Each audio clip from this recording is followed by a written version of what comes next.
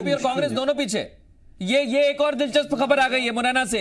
रघुराज सिंह कंसाना, राकेश मवई यहां से पीछे चल रहे हैं और उम्मीदवार यहां से आगे चल रहे हैं बीएसपी के।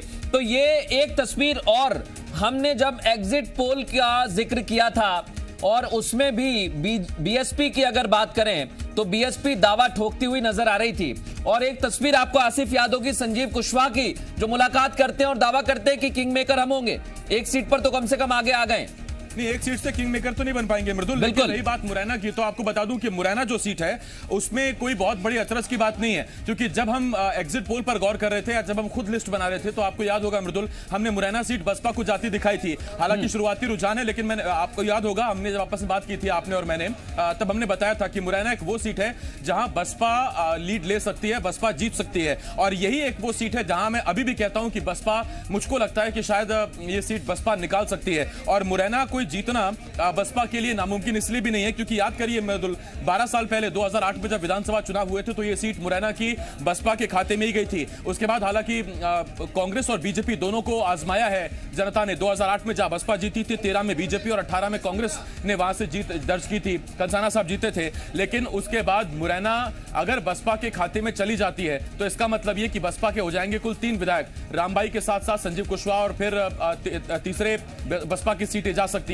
किंग मेकर तो नहीं बनेंगे, लेकिन यहां सवाल यह उठ रहा है कि तब जबकि जनता जानती है कि बीजेपी की सरकार बनी रहेगी अगर ज्यादा वोट आते हैं, या कांग्रेस को अगर क्लीन स्वीप करना है तो ज्यादा सीटें जाएंगी, वहां मुरैना की जनता अगर बसपा को वोट देती है तो आप यह मानकर चलिए कि मुरैना की जनता ने ना तो बीजेपी को चुना। और आपको बता दें, बड़ी खबर आ रही है मृदुल, मुरैना के साथ साथ पोरी में भी बीएसपी आगे चल रही है, यानी कि बहुजन समाज पार्टी आगे चल रही है।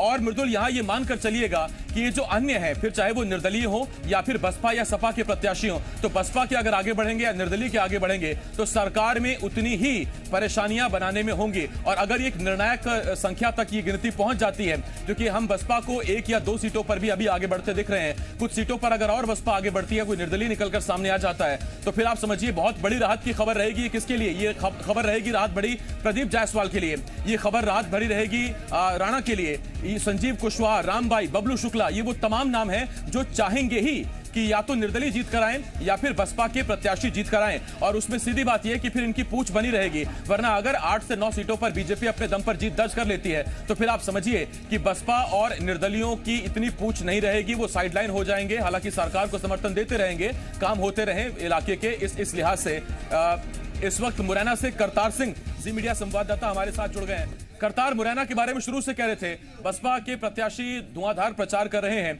नाराजगी है क्या ये कांग्रेस और बीजेपी पार्टियों से कि बसपा को फायदा मिलता दिख रहा है? और दूसरी बात ये, एक बार फिर इतिहास खुद को दोहरा रहा है क्या? बारी बारी 2008 में बसपा जीती, 13 में बीजेपी, 18 में कांग्रेस, और अब फिर बारी शायद बसपा की। निश्चित तौर पर जिस तरीके से अगर बात की जाए तो मुरैना जिले की पूरी विधानसभाओं की, तो 2008 में मुरैना ने 2 सीटें दी थी, 2 बसपा को, 2 कांग्रेस को, 2 बीजेपी को। 2018 के इलेक्शन में पूरी बीजेपी को क्लीन स्वीप किया था यहाँ पे, और बीजेपी से तो क्लीन स्वीप करने के बाद 6 की 6 कांग्रेस को दी थी। इस बार बसपा फिर से दिख रही है कि आगे चल रही है। मुरैना प्रॉपर विधानसभा बसपा करीब 1400 वोटों से आगे चल रही है। अगर बात की जाए जोरा की, तो जोरा में कांग्रेस पीछे है, बीजेपी आगे चल रही है। दिल्ली विधानसभा में भी कांग्रेस पीछे आगे चल रही है, बीजेपी पीछे चल रही है। ऐसे ही बात की जाए अम्बा की, तो अम्बा में कांग्रेस आगे चल रही है। तो बीजेपी अभी जितने भी 5